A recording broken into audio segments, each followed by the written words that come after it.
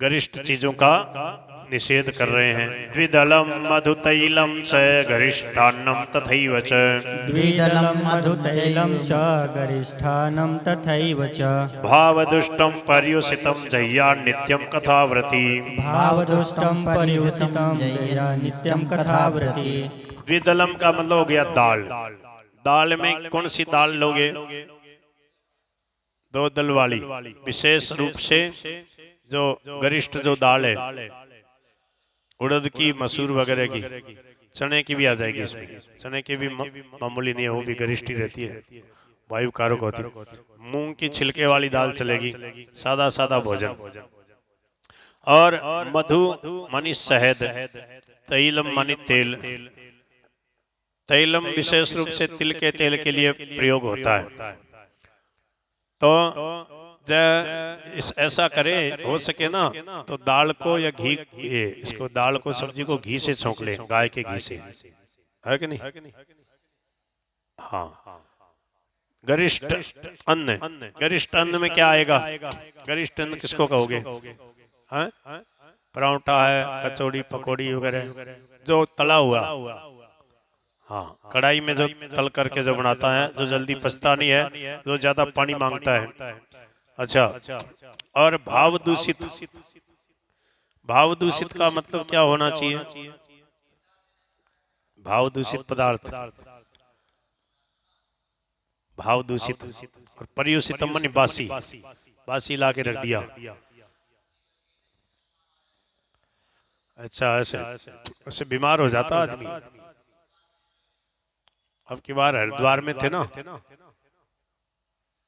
हरिद्वार में गर्मियों में थे, ऋषिकेश से हरिद्वार आ गए 2 दिन के लिए गुरुजी के साथ। सब बीमार हो गए लगभग। शाम के उसमें कुछ नहीं बनता, वो सुबह वाली पूरी सब्जी चला दी। और अच्छा, वो तेल भी वैसे ही था, घटिया तेल, फिल्टर वाला जो होता ना, रिफाइंड वाला, जिसके लिए मना करते हैं संत। घानी वाला जो शुद्ध तेल होता है वो नहीं, वो तो भंडारे में तो वैसे ही चलेगा। तो ज्यादातर बीमार हो गए, परेशान हो गए, ज्यादातर लोग दुखी हो गए।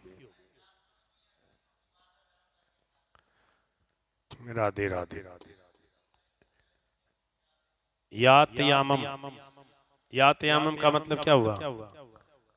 यात बीत गया, याम मनी एक पहर। एक पहर बीतने के बाद फिर वो क्या हो, बासी होने लग जाता है। पक्की जो चीज है ना, वो ठीक है। 2 याम बीत गए जिसके, 2 याम मानी 6 घंटे, फिर तो समझो बासी हो गया। फिर बासी हो जाता है एक प्रकार से। गर्मियों में तो खराब ही हो जाएगा।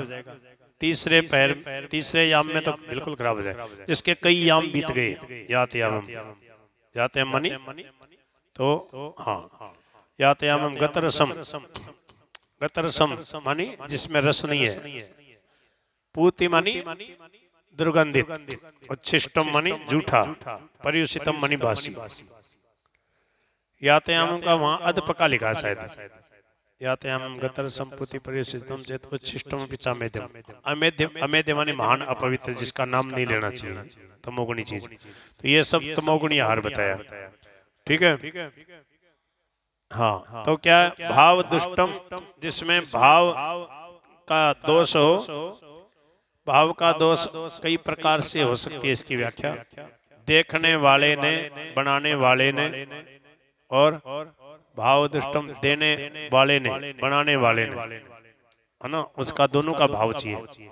किस भाव से, हाँ, कमाया हुआ धन है, किस भाव से बनाया गया है। ठीक है। इसलिए कहीं की बात हमने सुनी है कि वहां के पंडे पुजारियों को पहले भरपेट जिमा दिया जाता है, उसके बाद में फिर कहते हैं बनाओ। तो फिर क्या उन भाव का दोष नहीं आएगा। कहाँ की बात है? जगन्नाथपुरी की बात है। ऐसा सुना है, बोले उनको जिमा करके रसोइया को, फिर बोले अब बनाओ भोजन। बोलो गिरधर गोपाल की जय।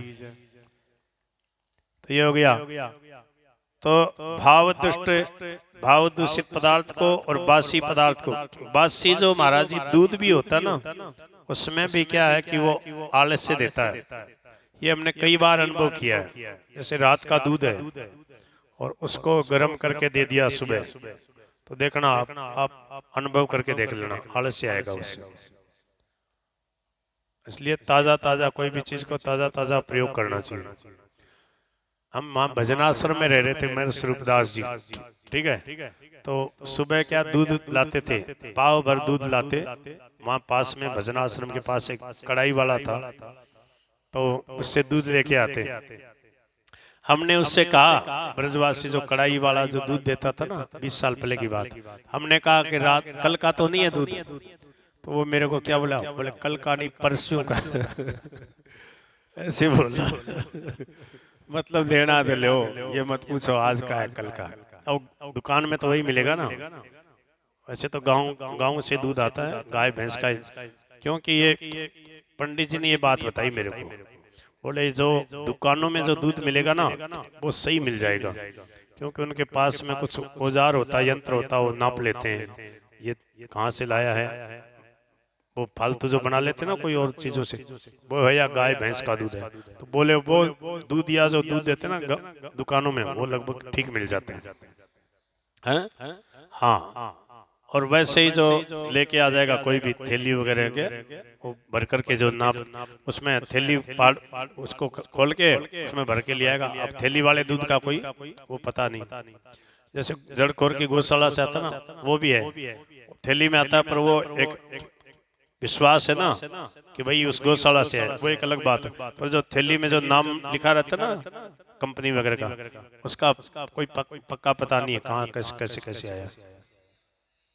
हाँ, नहीं कुछ डेयरियां ठीक हैं, जैसे इधर हम गए बनासकांठा में, गुजरात में, तो वहाँ खूब भैंस ही भैंस का दूध, वो यही व्यापार करते हैं, भर भर के फिर इधर भेजते हैं।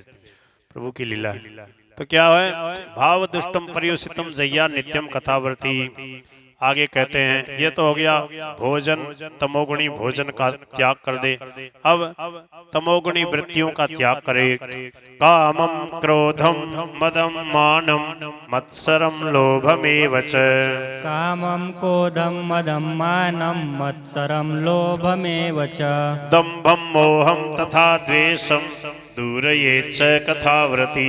दम्भं मोहं तथा द्वेषं दूरयेत् कथाव्रती। ये बहुत ही विशेष बात कही। काम, क्रोध, मद, मान, मत्सर और लोभ, दंभ, मोह और द्वेष, कितने हो गए? 1 2 3 4 5 6 7 8 9 की पूरी संख्या हो गई। इन 9 प्रकार के विकारों को दूर से ही त्याग दे। दूर ये मनी इनका त्याग कर दे, इनको छोड़ दे। जो कथा का व्रत लेकर के और कथा का पूरा फल प्राप्त करना चाहता हो, काम की वृत्ति, क्रोध की वृत्ति, मद मानी अहंकार की वृत्ति, मान सम्मान की वृत्ति, मत्सर मानी ईर्ष्या की वृत्ति भीतर में, लोभ की वृत्ति, दंभ मानी दिखावटीपन, मोह मानी, मोह का मतलब घर परिवार कुटुंब में जो मोह ममता होती, आसक्ति, और द्वेषम मानी किसी से द्वेष। तो इन सब वृत्तियों का त्याग करके बहुत सहज सरलता पूर्वक कथा सुने। वेद वैष्णव विप्राणाम गुरु गोव्रतीनां तथा। वेद वैष्णव विप्राणाम गुरु गोव्रतीनां तथा। स्त्रीराज महतां निंदां वर्जयेद्यः कथाव्रती। श्रीराज महतां निंदां वर्जयेद्यः